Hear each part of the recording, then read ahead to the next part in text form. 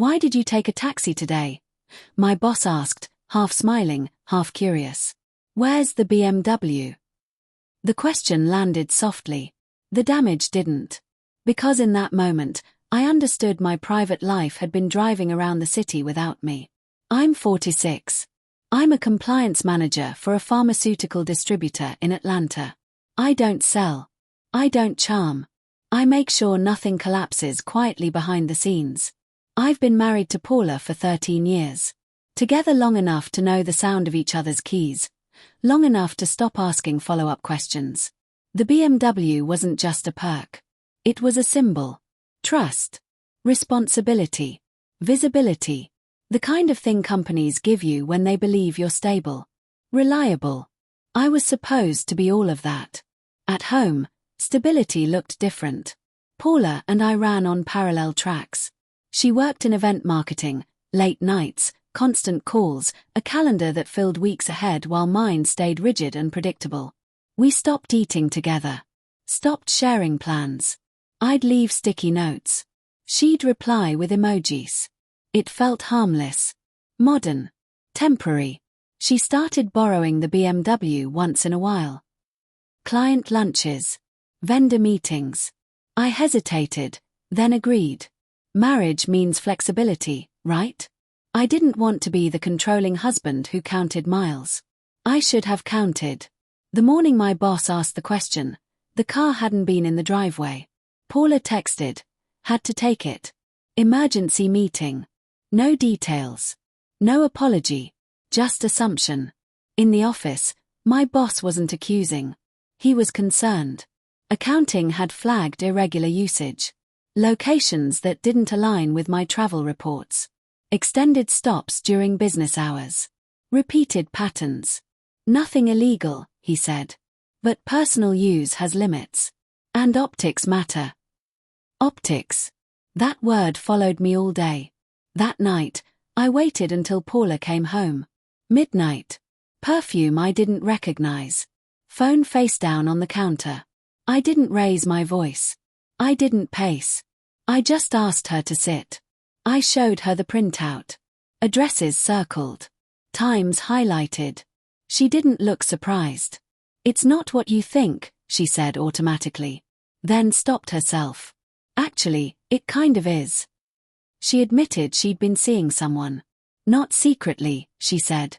Just, selectively. A client turned friend. A man who made her feel admired. Important. She used the BMW because it matched the story she wanted to tell about herself. I asked her why she didn't just tell me. She looked at me like I'd asked something impractical. You were convenient, she said. You made life easy. You didn't ask for much. I didn't think you'd notice. That sentence hurt more than the affair. I asked if she loved him. She shrugged. I don't know. But I know your feelings don't matter to me the way they used to. No yelling. No tears. Just clarity delivered without kindness. I slept in the guest room. Stared at the ceiling until dawn. I felt hollow, like a structure stripped of its wiring. I kept replaying my boss's question. Not because of the car, but because of how easily my life had become explainable by someone else. The turning point came the next morning when I stood in front of the bathroom mirror and didn't recognize the man looking back. Not angry. Not devastated. Just, small. I realized I'd been shrinking for years. Letting things slide because they were easier than conflict. Confusing peace with avoidance. Loyalty with silence. I stopped begging that day. I reported the misuse of the car myself. Turned in the keys. Took responsibility for what I allowed. My boss nodded. Didn't praise me. Didn't punish me. Just reset expectations. Fairly. At home, I told Paula I was done. Not dramatically. I packed a bag. Left the house. She didn't follow. Didn't ask me to stay. Convenience works both ways. The resolution wasn't neat. There were lawyers.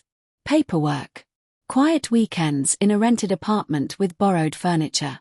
Friends who didn't know what to say. Family who tried to soften the truth into something easier to digest. Work rebuilt slowly. Trust always does. Months later, I earned another company vehicle. Smaller. Practical. I didn't care. It wasn't about the status anymore. What mattered was this. My life was mine again. My choices. My boundaries. My accountability. Paula reached out once. Said she missed the stability. The calm. The way I held things together. I didn't respond. Because here's what I learned, and maybe you need to hear it too. When someone treats you like infrastructure, they only notice you when something breaks. Love isn't convenience. Respect isn't silence.